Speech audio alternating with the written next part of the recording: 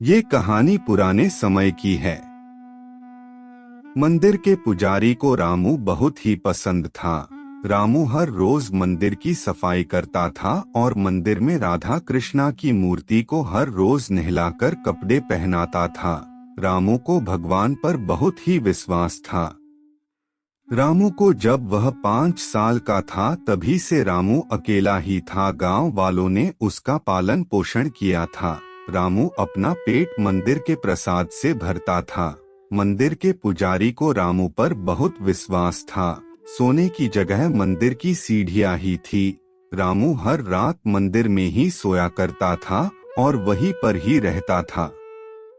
उसी गांव में एक प्रधान थे जो मंदिर में रोज पूजा करने जाते हैं और वही मंदिर की सारी जरूरत को देखना भी प्रधान जी का काम था। प्रधान जी मंदिर में सभी सामान आदि का पूरा प्रबंध करते थे और मंदिर में आयोजन का भी प्रबंध करते थे।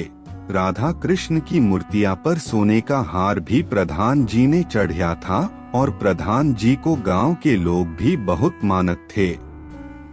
एक रात को जब रामू सोया हुआ था तो बहुत ही तेज आंधी चल रही थी।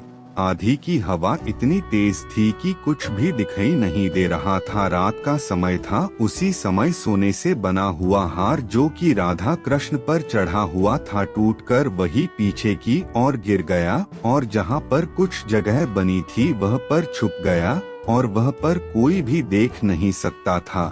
सुबह हुई और फिर रामू ने पानी से पूरा मंदिर को धोया और साफ किया। सभी लोग धीरे धीरे मंदिर में पूजा करने के लिए आए और फिर प्रधान जी भी आए तो उनकी नजर मूर्तियों पर पड़ी और सोने का हार वह पर नहीं था। इस देखकर मंदिर के पुजारी को बुलाया गया और पूछा कि हार कहाँ पर। इस पर पुजारी ने कहा कि उन्हें इस बारे में कुछ पता नहीं है और कहा कि रामू ही पूरी रात यह पर रहता है, शायद उसे पता होगा। फिर रामू को बुलाया गया और पूछा गया कि हार कहाँ पर है। इस पर रामू ने कहा कि इस बारे में मुझे नहीं पता। पुजारी ने कहा कि हार शायद चोरी हो गया है। रामू से चोर के बारे में पूछा गया तो रामानु ने कहा कि यह तो कोई भी नहीं आया।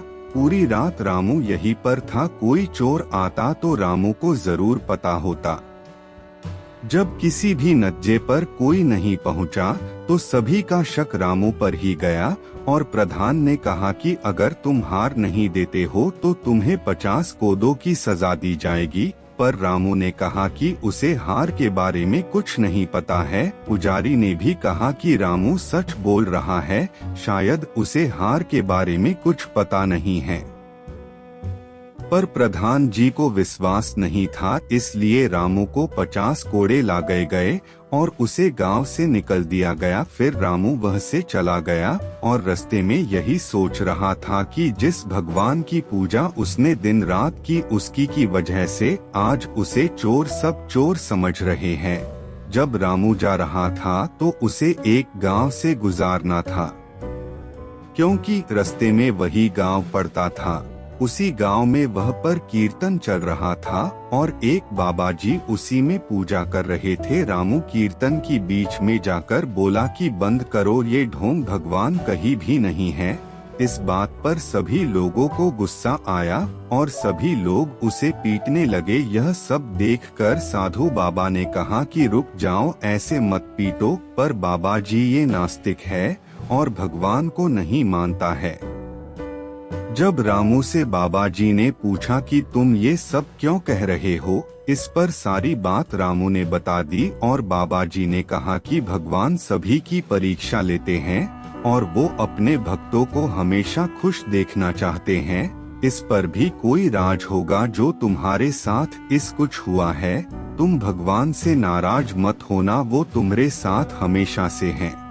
रामू को बाबा की बात समझ में आ गई और बाबा जी के साथ रामू ने नगर नगर घूमकर भगवान की लीला का वर्णन किया और बाबा जी के साथ मिलकर ज्ञान का भंडार दिया। एक रात रामू के सपनों में भगवान ने दर्शन दिए और कहा कि तुम मेरे अच्छे भक्त हो और तुम्हारी सब परेशानी अब समाप्त हो जाएगी। धीरे धीरे रामू एक बड़ा आदमी बन गया और रामानु ने उस गांव में स्कूल बनाए और रोजगार का भी इंतजाम करवाया। और एक दिन रामू अपने गांव में गया और उसी मंदिर में जाकर रामू ने पूजा की। पुजारी ने जब रामू को देखा तो उनकी आंखों में आंसू आ गए और पुजारी ने बताया कि वो हार कुछ दिन बाद मिल गया और प्रधान जी को अपनी गलती का एहसास हुआ। इस पर रामू ने कहा कि ये सब तो भगवान की लीला है, हम लोग इसमें कुछ नहीं कर सकते हैं, सब उनकी मर्जी से होता है। कुछ देर बाद प्रधान जी भी वह पर आ गए और रामू के पैरों को छूकर माफी मांगी और कहा कि उनसे गलती हो गई है। फिर रामू ने कहा कि इनमें उनकी क्या गलती और माफ कर दिया।